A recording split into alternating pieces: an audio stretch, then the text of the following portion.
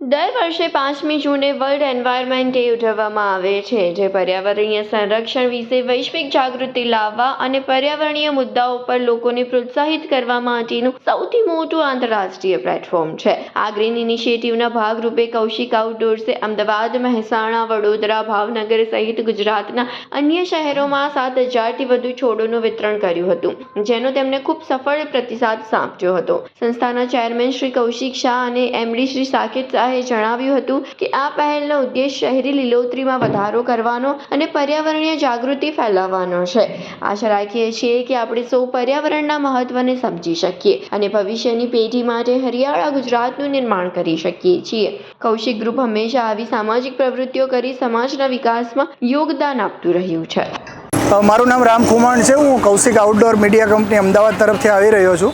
આજરોજ અમે રાજ્યના વિવિધ વિસ્તારો જેમ કે અમદાવાદ, રાજકોટ, વડોદરા, ભાવનગર અને આજે મહેસાણામાં આજે આપણે સૌ જાણીએ છીએ કે આજે વિશ્વ પર્યાવરણ દિવસ આપણા માટે ખાસ છે, કેમ કે આપણા માટે વિશ્વ પર્યાવરણ દિવસના નિમિત્તે આપણે લોકો વધુમાં વધુ વૃક્ષોનું વાવેતર કરીએ અને આપણા પર્યાવરણને આપણે બચાવીએ. અને આ જ અનુસંધાને અમદાવાદની અગ્રણી કંપની કૌશિક આઉટડોર દ્વારા સમગ્ર રાજ્યમાં ગુજરાતની જે અગ્રણી મીડિયા કંપની છે એમના દ્વારા સમગ્ર રાજ્યમાં આજે અમે 7,000થી વધુ વૃક્ષોનું લોકોમાં વિતરણ કર્યું છે અને આપણા શહેરને હરિયાળું શહેર બનાવવા માટે એક પ્રયાસ કરી એના ભાગરૂપે આજે શહેરના વિવિધ વિસ્તારોમાં જઈ અમે લોકોને વૃક્ષોનું વાવેતર કર્યું છે. આવનાર સમયમાં વધુમાં વધુ વૃક્ષો વધે, ઝાડો વધે, આપણું શહેર હરિયાળું બને, સાથે સાથે આપણું રાજ્ય હરિયાળું બને અને આપણા લોકોમાં ક્યાંક ને ક્યાંક જે પર્યાવરણ છે એને આપણે એક પર્યાવરણમાં સારા સુધારા કરી શકીએ. અને વૃક્ષ છે આપણા જીવનમાં ઘણી બધી રીતે મહત્ત્વનું છે. વૃક્ષ આપણને ઓક્સિજન આપે છે, આપણને છાંયડો આપે છે,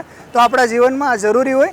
તો કૌશિક આઉટડોર દ્વારા એવું કહેવામાં આવ્યું અને ઘણા વર્ષોથી અમે આ પ્રયાસો કરતા હતા. આ વર્ષે આ જ ભાગરૂપે અમે 7,000થી વધુ ઝાડોનું શહેરમાં વિવિધ રાજ્યના શહેરોમાં વિતરણ કર્યું છે. કૌશિક પબ્લિક સિટી દ્વારા આ વૃક્ષ રોપણનું આયોજન કરવામાં આવ્યું છે.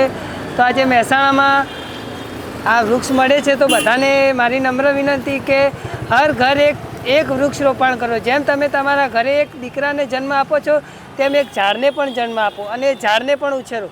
જેમ દીકરાને ઉછેરો છો તેમ તમારા ઝાડને પણ ઉછેરો. તો આ જે અત્યારે 43 ડિગ્રી 45 ડિગ્રી જે ગરમી પડે છે એ નહીં પડે અને આગળ જતાની પેઢીને પણ તેના વિશે જાણ થશે કે આપણા મા બાપે જે વૃક્ષ રોપણ કર્યું એના કારણે આપણે અત્યારે શાંતિ છે. કારણ કે આ તમે એસી ખરીદો છો, કુલર ખરીદો છો, તે ખરીદવાની જરૂર નહીં પડે. તમે વૃક્ષો બચાવો અને વૃક્ષ રોપણ કરો.